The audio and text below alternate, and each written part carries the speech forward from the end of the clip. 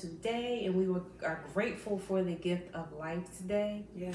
I want to quickly spotlight this amazing book. It's called Naked, Stripping to the Core in 40 Days.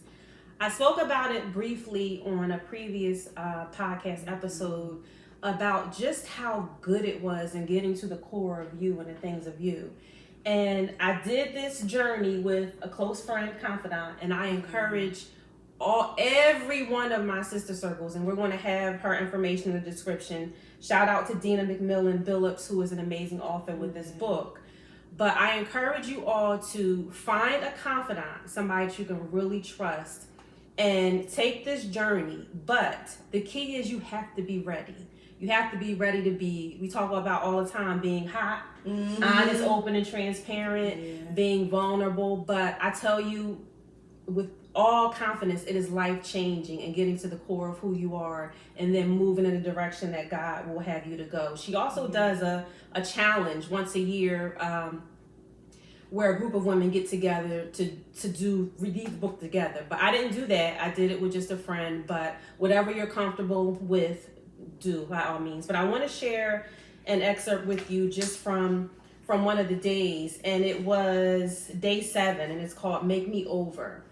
And it says, make me over. This foundation is all wrong. I can't see me. My God, please break me so I can see your image in me. I surrender me. Please transform this beauty in me. So it gave like a whole analogy of us, like with the makeup on and the things that we use to cover up who we really are. And it gave us a challenge for that day to take out a mirror. Like we first looked in the mirror for what we saw when we looked at our past, like all the guilt and shame, all that stuff. Then it says, take out your mirror again. Have you ever met Grace? Who is she? She is your beauty reflection, and she is defined through the redemption that came by Christ Jesus. Do you see her in the mirror? So I'm like, okay, what do I see in the mirror? So my response is, Grace is the person that God intended me to be. This gave me such confidence, y'all. I'm telling you, after I read this, you got to read this book. Grace is the person that God intended me to be, what he had in mind for me when I was formed in my mother's womb. She's given me the courage to take off the mask and peel back the layers to get to the core of me. She helps me understand the true love of God and that he loves me in spite of all the wrong I've done.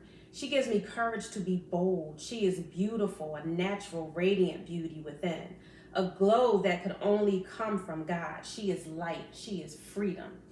When I tell y'all this day inspired me to my core, so again, I encourage you to get this book. And just want to talk today about looking at ourselves through God's eyes in the sense of grace and how his grace is sufficient for us and exactly what that means. And I was doing a self-check-in and just thinking about my life and how I would have moved different, or how I would have been more effective, or how I would have had more just confidence if I really moved in his grace instead of who I see. What do you think about that, like for you? I think I have so much, I have a different outlook on that. Okay, that's why we're here. Woo, don't get me y'all, because y'all know I'm here. One. I'm just now like comprehending God's grace for me and that like that true forgiveness because I have a hard time forgiving myself for stuff that I've done. Like even though I still do it, like we do things and then we feel like I torment myself for what I've done and almost like wish I could go back in time and switch it. But to understand that, I think now because I'm seeing the work and watching him use it all is the reason why I'm like, okay, I now understand the grace because it's usable. Where before I felt as though my mistakes made me damaged goods and that I was pretty much in a mind space of throwing myself out because I felt unworthy. So now I'm able to understand like the whole grace part. But for me, I feel like everything is in perfect timing for me because now I understand like that whole grace. Yeah, for me, I'm glad he didn't allow me to see that. You're on the opposite side. Yeah, because I'm glad for his all-knowing wisdom of not allowing me to see that grace at a younger age, because I probably would have did a whole lot more stuff. Because it's like, okay, well, if he gonna use it all, I'm gonna really make you do it all. Yeah, I'm gonna really make you. That's why I say I'm on the whole other side, because it's like, I'm glad where he was like, I'm gonna reveal myself in due time, and when it comes to all of us, because where he's able to show himself fully to somebody else, he wasn't able to do that with me, and rightfully so. Yeah, because I would have took it to a whole nother level. Like, oh, I can. The whole meaning of I could really do this, and kind of feel like I was getting away with it. So it's like, even like I bring everything back to kids. Like, if I told my kids, no matter what you do in this space, you're safe. My kids will be like, okay, well, how far is your reach? Can I go play out? Can I go grab this ball that's out in traffic and still nothing can touch me? And it's like, at that, like, knowing now that grace doesn't mean you don't get hurt. Right. It means that you're covered. But I would not have understood the correlation between those two things. True, and I guess it just depends on us as people. And like you said, God knows. But for me, honestly, I think based on what you were saying, now you're moving from grace to mercy, because he gave me both. Thank God he gave us both. But if you abuse grace, okay, so which is basically what you're saying. If you abuse grace, are you really truly walking with God? No, I wouldn't have been. So that's my thinking, because if you abuse it, do you really have a true understanding of who he is, the love he has for us, which we talk about all the time? Like, it took a long time to get to that real understanding of the love that he has for us. So no, like, I don't think you can truly be walking with God and abuse grace. Because once you go so far, then you're in mercy. Like, he's just having mercy on you, and God forbid if he lift his hand, like, you in trouble. So I think it's that understanding, and that part is key. And you have a lot of people who, unfortunately, in the culture, it's like, okay, I give my heart to Christ and I'm walking in grace, so I could do whatever I want to do. You hear about it all the time. So they're doing whatever. It's like, okay, I'm going to make it into heaven. And you probably will make it into heaven. But don't you want to get there and see that you fulfill all the things that he had for you, and understanding that his thoughts and his plans are higher than our thoughts and ways, and life could be so much better in moving the way he wants us to. I gotta find that video. That's gonna be a hard one to find. Every time I say that, you'll find it. You always find it. But there's one where this young woman is talking about, she had a near-death experience, and she was like so thankful when how she described it when she came back to earth, because God showed her fulfilling everything that she was meant to do versus what she actually did. And she said that was her hell. I can imagine. That was her, like, I have to live with this for all eternity, of knowing what I was capable of and what was placed in me, and me being scared to do it. And then she said, I think it was like a car accident or something. It was really bad, and the doctors brought her back. And when I tell you the amazing things, I mean, she's on platforms speaking. She's brought millions of people to Christ. She's just like, you will never tell me because a lot of times we're scared, because we're like, for me, it's the judgment, and oh my goodness, I choose somebody else, I can't possibly do it. She said, but if I've already been taken out of this world and nothing else can be worse than that, then there's nothing left you could do to me. And I think that's the point where we've gotten to, where it's been near-death experiences of, I done been through what I would call my hell, and there's nothing left you can do to me. So just like wanting to fulfill the purpose at all costs. I would have never understood God's grace if it wasn't attached to my purpose. That's true. Because we don't think about it so much just in everyday life when we're going about our day to day, but we understand that we need His grace to do what He's asking us to do. And basically, that's what grace is, but we can use it in our everyday life as well. It's like no longer believing the lies and walking in faith of the truth of what God would have us to do and who He says we are. So yes, definitely for our purpose, but I think in everyday life as well. And dealing with your kids, you need grace to deal with your kids. I need grace to do this job when people are getting on my last nerve and challenging me in a way that, if I'm not careful, will have me walk outside of who God says I am. And then that's the enemy's way of saying, oh, look at her. You know, look at her. Look what the Christian is doing today. That's what it is. Oh, can you believe that you did it? You got people calling like, I just used the sample. You wouldn't believe. You don't know how many times. And this is like, at the moment we want to, we step into that. It's the challenges because the enemy is just like, oh yeah, let's see how much you walking in grace. Let somebody hit your car and see what you do. There's been times I have literally unlocked my door, cracked the car door open, like they still want a God's kids, they still want a God's kids, they still want God's kids. They had to close the door, but it's like you don't know how many times I've just been like, oh, I'm gonna get them, I'm gonna get them, or hit them with the who you talking to. I get mad and I start clapping my hands like, who you think? You talk, cause no, like you not, you start clapping them hands, and it's like no.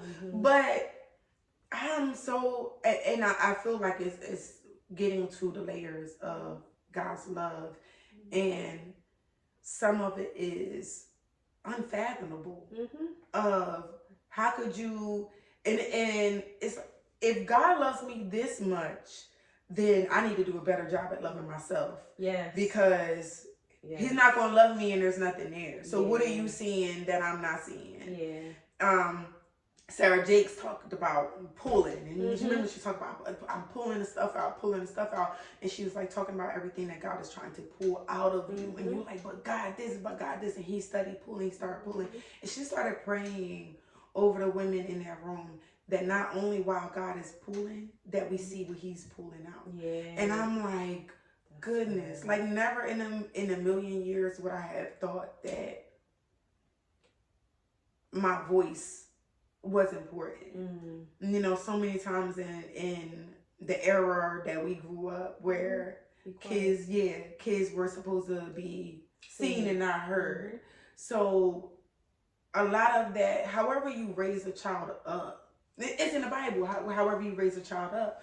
So if you raise a child up to where you minimize their voice or you minimize their place, we take that with us as adults. Everything. There's so many times where I'm a grown person still feeling like a little kid in this world, and realizing that not only whatever I've done, that not only is it covered until He wants to use it, but when He decides to use it, it's not even going to have the same stigma or sting to it.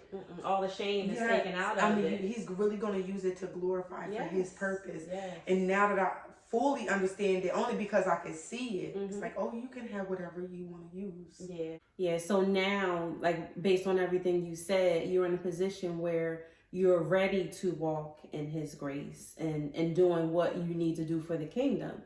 However, I need you to also understand walking in His grace and just Him seeing who you are. If you did nothing for the kingdom, if you decided to sit down and do nothing, which you're not going to do, but that He sees the beauty in you, He sees the radiance in you, He sees all of the things that He planned for you that are not attached to works. So that's something that I need you to work on. And for anybody else that feels that way, don't get me wrong, it took me a long time to get here. That's why I'm saying that book was so life-changing for me.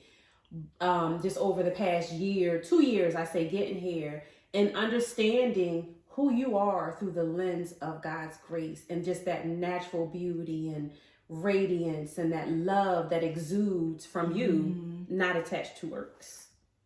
So that's important. It's a work in progress. To that point, I have moments, but not having our value attached to our performance and those the Women Evolve book. She was talking about that, and I'm like, an aha moment. Yeah. But just to continue to remind yourself of who you are. Yeah. And whose you are, more importantly. But I was watching a sermon of hers, and we talked about it the other day, and she was talking about who we are in Christ.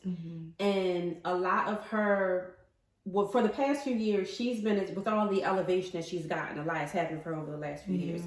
So she attached that to her struggles and what she went through, her pain. She was a teen mom at 13, and all the things that happened to her, to equate that to why God was using her. And that was what she was rolling on. Oh God, you're going to use this. You're going to give purpose to this pain. You're going to give purpose to this pain.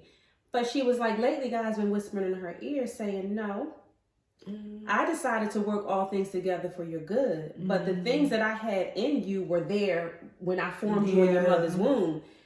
Those things didn't have to happen to you for me to use you. Yes. So I think that's where we sometimes get it twisted, where he does want to use everything for our good, his glory, his purpose, but we are not defined by those things. It's because the world defines us by those things is what I've always struggled with, because I've always allowed people to put me in whatever box they seem fit, and then I conformed to whatever box they put me in.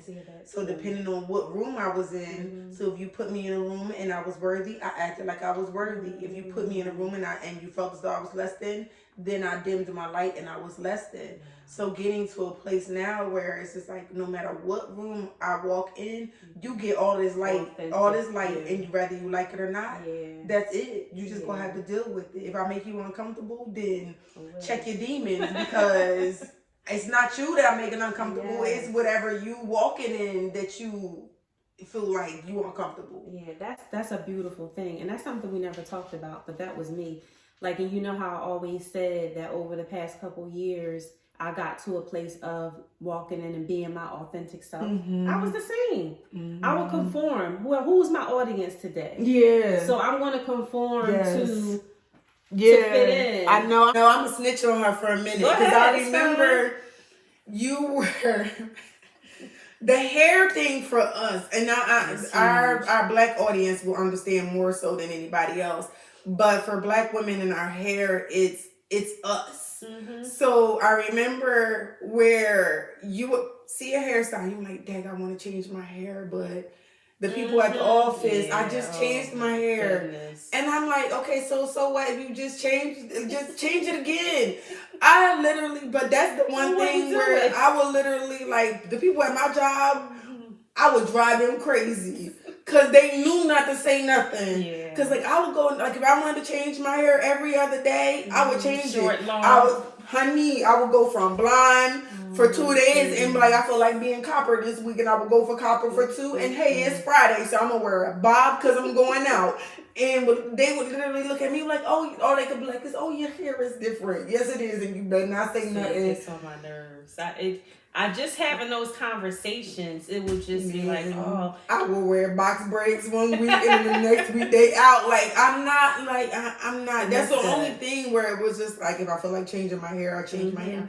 But I don't know why, because other cultures change their hair all the time. They curl it one day, they straight the next day. They manipulate their hair. So I'm like, why am I not able to manipulate mine? I have other sources to manipulate my hair, but why is it? It's definitely a cultural thing for us. I think because of the stigma that was attached sometimes to African American women's hair. Like, our hair wasn't nice enough, it wasn't long enough.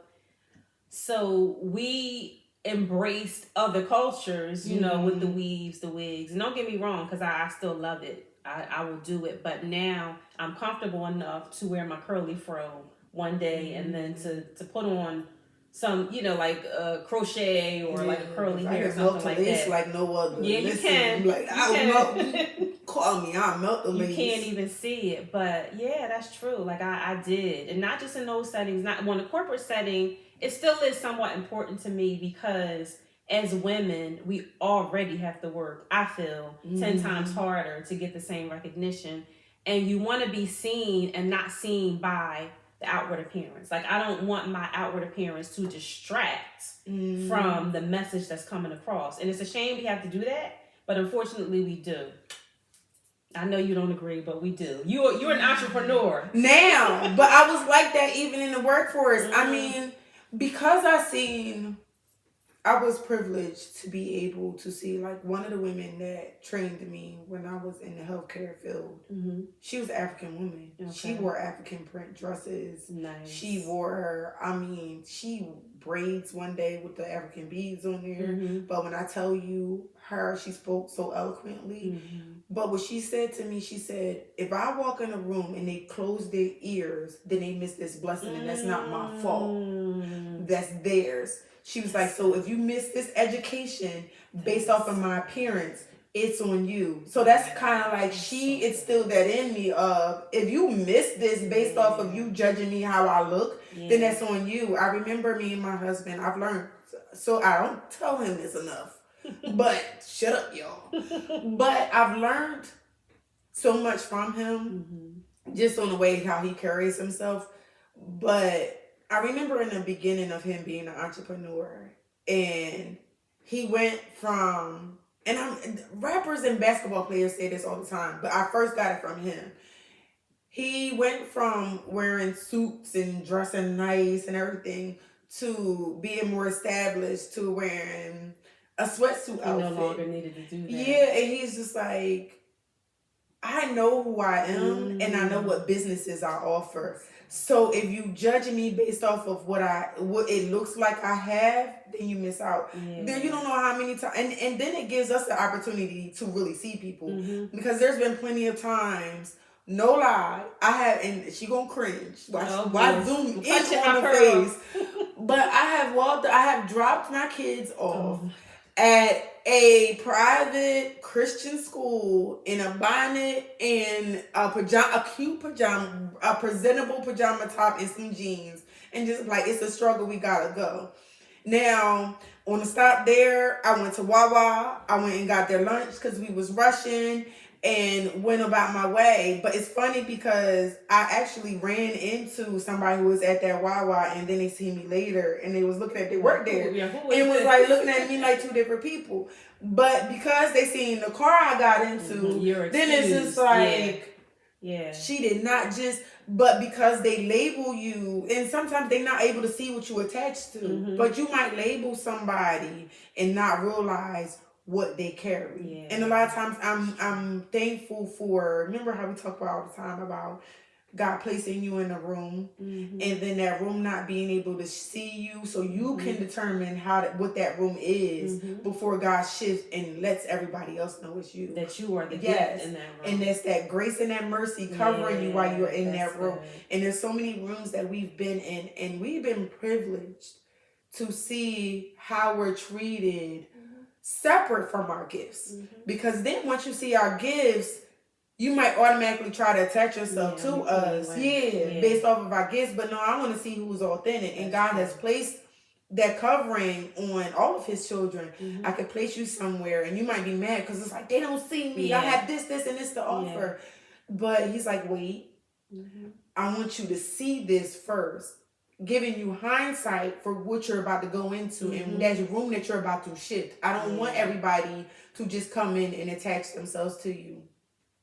Ooh, I think it was Madu. He's on the list of my boy, Robert Madu. He was talking, and I know I said this before on one of the other podcasts, but he put another spin on it. The girl that the 12-year-old girl that was sick and that was dying, and her dad went to catch Jesus, and it was tied to the woman with the issue of blood, and Jesus took his time, and the man could not understand. Like, my daughter is dying, and he's like pulling on him, like, you need to come. I need you to heal my daughter. When he got there, his daughter had already passed away. He was like, I want you to take note of the room. She had died. Everybody was around her was talking. They were not mourning. They were not crying. That was never a topic of them whimpering over this little girl. He removed the room. He cleared the room so that the only people that was left was her and her father. And I'm like, Jesus, how many times is it in a room where it's just us and our father, where everybody else has announced us for dead? Yeah. Everybody else has deemed what's in us cannot be used because of how we might have so-called tarnished our name. Yeah. And God says, watch this. Yeah, watch I'm what gonna I use do. this. The whole Watch usher, what I he's do. like, watch this. Like, yes, I'm going to use it. My grace covers everything I needed to cover for it to work in my good according to your purpose. You already had a purpose. You did some stuff along the way I didn't agree with, but guess what? I'm about to turn this around too. And at that moment is when she became alive. Wow. That's good. Like the whole time you were talking, I'm going all the way back to when you were talking about the woman who was your inspiration when you were in the corporate world, and showing you someone that didn't fit the norm, but was still powerful and, you know, had all those attributes that the people look for. And even your husband and his journey, what kept ringing in my head is grace equals power. So when you really understand the grace on your life and who you are, that shifts you from me, which now I'm having a hot moment, because it's like, so what? You know, like if they, like you said, if they don't see who I am based on what I have to offer, they're missing something. And not conforming to, oh, I can't change this. Or when I have a meeting, I'll purposely say, and I'm gonna stop doing that. Just give me a natural look today, because I don't want, when I'm using my hands, for people to be focused on my hands. So that was an insecurity that I wasn't even still cognizant of. Like I thought it was just, this is what I need to do to be heard. But that's because the people who are supposed to hear you is going to hear you regardless of what it is, because there's a blessing attached to your words, and there's a deliverance that comes with being attached to you. So regardless, though, maybe those people who don't get it aren't supposed to.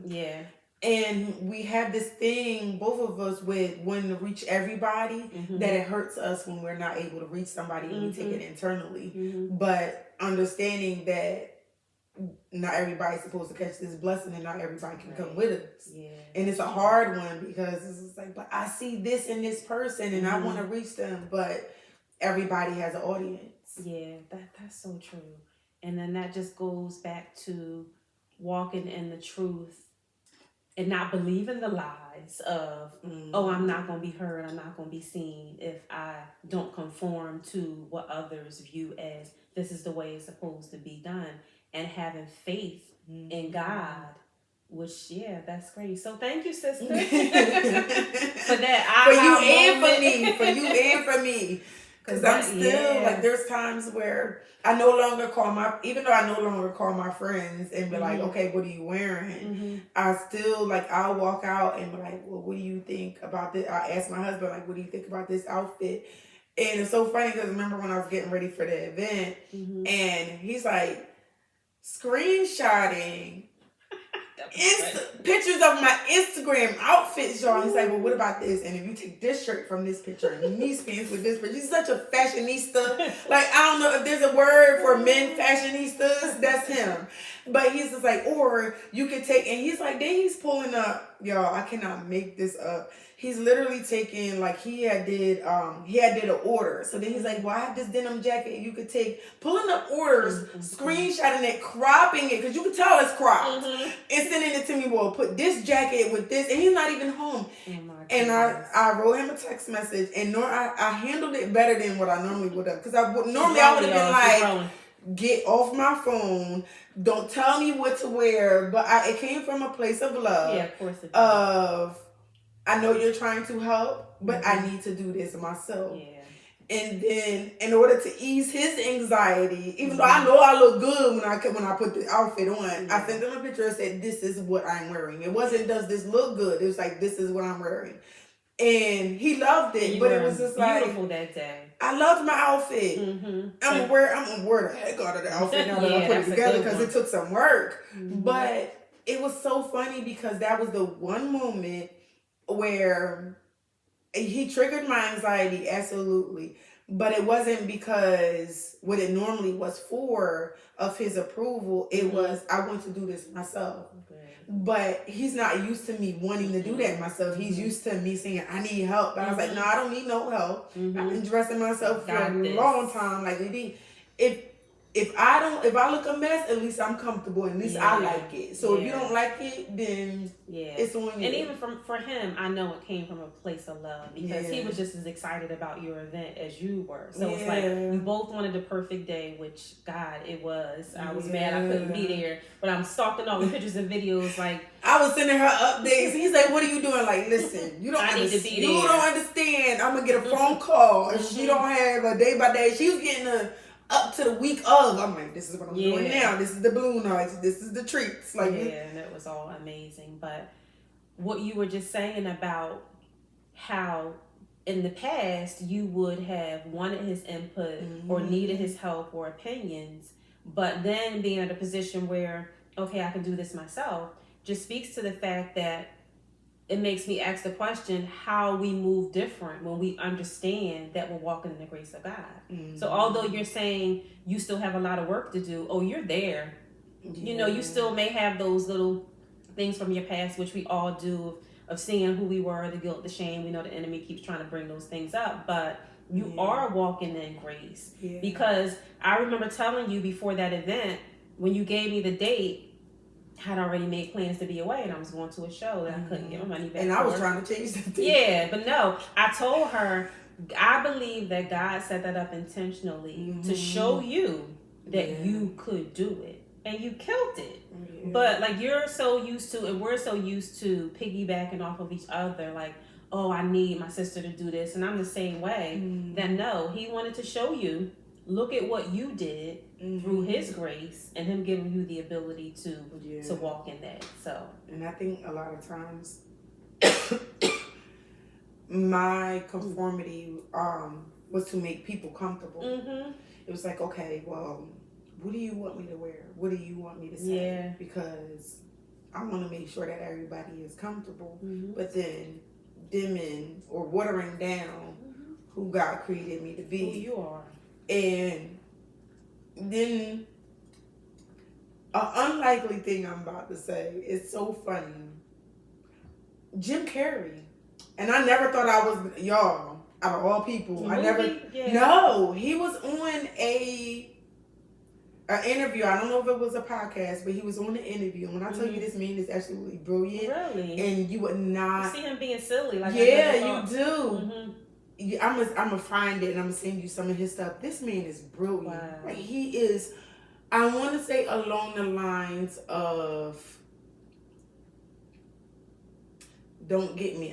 His IQ score is genius. Wow. And it's crazy because the roles that he does, you would never expect. But it's the same thing that I'm thinking about. Robin Williams' IQ score is he passed away, but was borderline genius. Yeah.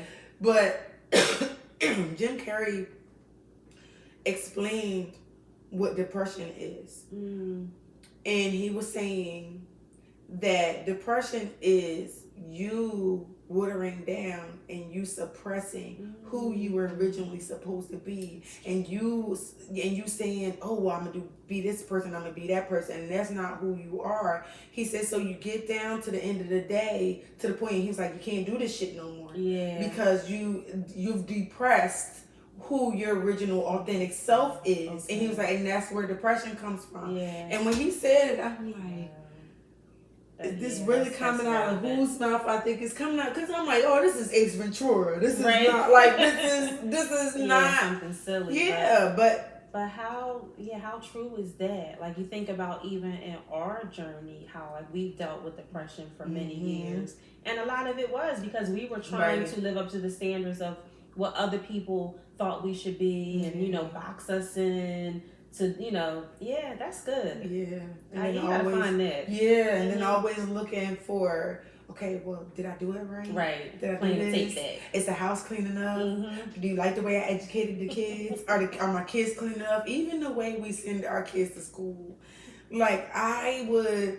They gotta have their hair combed a certain way. They gotta be dressed, pants pressed, creased in them. I got to the point where I'm just like, if I wake up and my daughter is wearing an afro, don't say nothing to me. If my son wants to be in the same superhero costume for 3 days in a row, do not say nothing to me. Just know that I watched it every night and I watched him every night. That's the only thing that matters. But he did for like a good week straight. Yeah. Superman and Batman. He rotated them. And it was like every day. And it's like, oh, it's cute. But I know they wanted to say something. Yeah. I dare you. They wouldn't. To say something. They wouldn't. But I mean, a good thing now is, like, just for us from a cultural standpoint, is natural is embraced more than it was. Yes, God. They not doing the perms and the flat irons on the stove and the grease. Burning you up. To this day, if somebody fries chicken, I'm grabbing the back of my neck. It's just like, you thinking about that? Yes, Mama's store. I don't know how many of y'all gonna be related, but there was like this thick. It was called TBC or TBS grease. I know. I think it was like this thick grease, and it was like I'm like, why would you put that on me? And then flat iron, yeah, just sizzling. Yes. Oh, that's the sound of fried chicken. Yes, that's why I just like every time I have a flashback. No lie, every time I hear fried chicken, and my husband just be looking at me cracking up because he know where it comes from. I'm like, you know, because I did it to one of his sisters. Wow. The oldest sister, like we was still in the era of your hair being straight, clip your ends, make sure it's healthy, but. Nobody was even teaching us heat protecting. No, we just sizzling. So it was like, just sizzling and then wondering why. They was like, oh, black women can't have long hair. I guess not, because we putting a hot comb on the stove and putting some grease. We literally cooking our hair. Destroying it. And now it's shea butter and moisturizer and rice water hair rinses, which is amazing. Natural absolutely stuff. Amazing. But now our babies got long hair, and I'm like, do you know the era that I grew up in? Do you know what not Miss Just for me? Oh yeah, the little kid firms. Yeah, that's true. So I mean, I'm thankful for this time where it's just a completely different culture, especially for your kids and so forth. But I just want to circle back to something else that you were talking about, or we were talking about, but in having grace for others. Like where you were saying, you know, you in the car and somebody, you know, cut you off or you know, just irritating you at work or family, friends just getting on your nerves, and understanding that they're a child of God. Like regardless, God loves them just as much as I haven't gotten to the family part yet. What, we're giving them grace? Yeah. You gotta give them grace too, sis. I'm getting it besides my parents, because I know I said in another podcast. But like besides my parents, because I understand their upbringing, so I understand where a lot of times like y'all really did do an amazing job based off of what y'all had to deal with versus what I got. I got the best version of what y'all went through. Yeah. Because grandpa, like our grandfather was, first of all, he had a education. He had a third or fourth grade education, but he owned a business. He was a hard worker. Like you want to talk about the investment, stock, bonds, left a legacy. The poster child of making sure he broke what generational barriers he could, and it's for each generation to break some chains. And I'm thankful for the chains that he broke. And I didn't mean to get on here and talk about my grandfather because, like,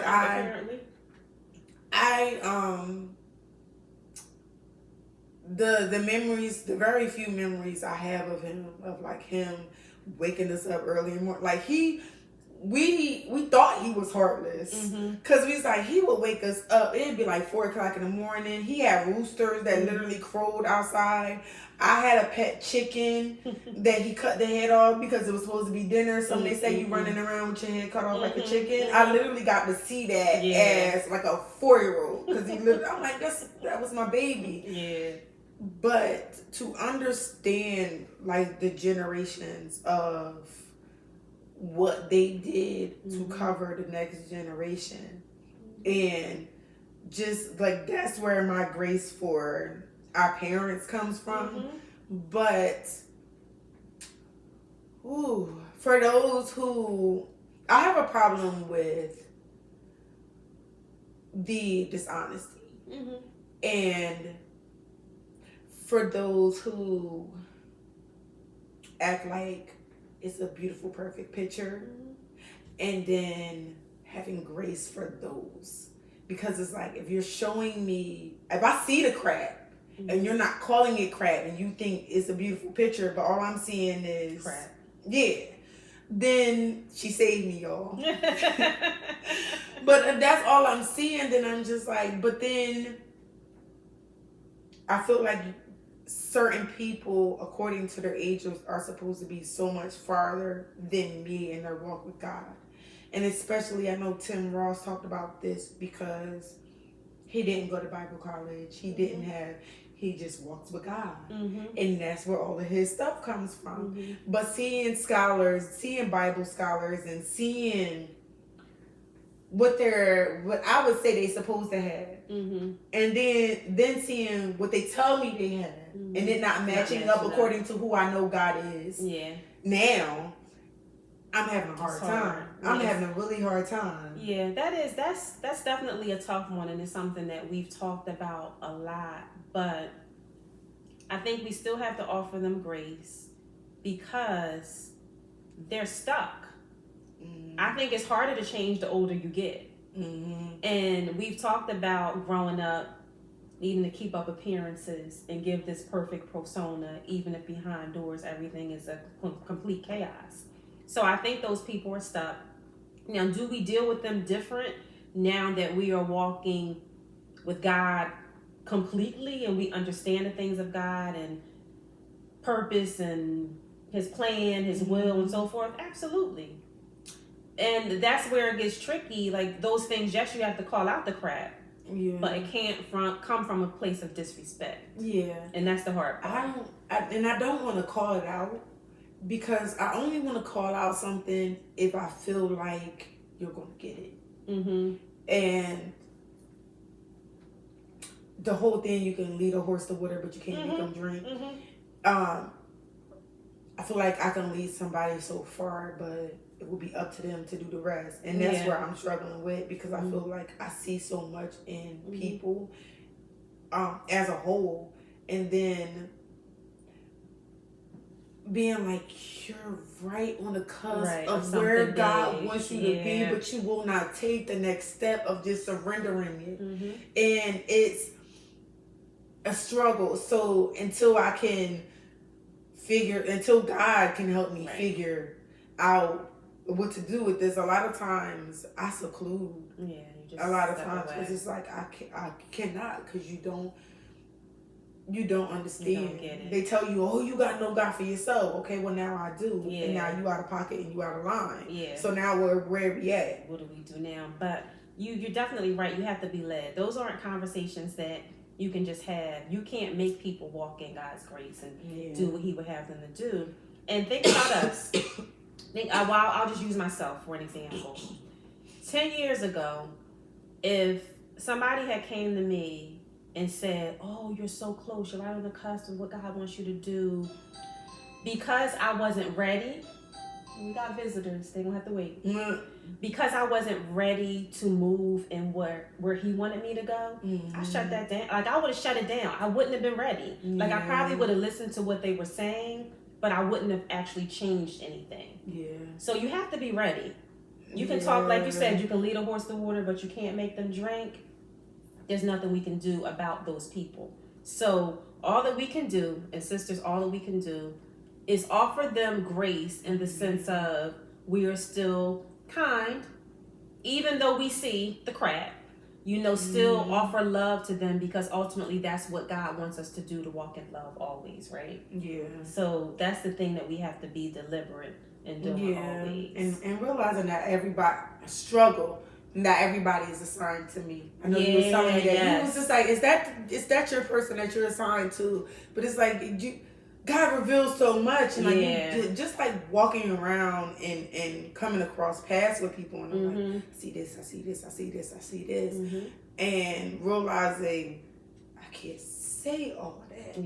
Like I can't, or how should I say that? Because I might be able to say it, but there's a tactful way of saying that, like seeing somebody who has an issue with self-confidence, but seeing all the absolute beauty on the outside and inside, and just like, how do I portray that without coming across creepy? Right. Or just like, even with people who God's placed amazing women in my life, and He keep placing them in my life, and I'm like, I see people that I just met, and we're a week into this, and I'm like, but I can see this is about to be another best friend. Yeah. But how do I come off where I'm not creepy to like, what's your favorite color? What do you like to do? How are you doing? Like, certain people have besties. There's certain people where I have been able to do that, where I can call them every morning and be like, hey, how you doing? And there's other people like, you calling me again? Like, what's up? What's wrong? I'm busy. Right. But it's like, I know why God placed you in my life.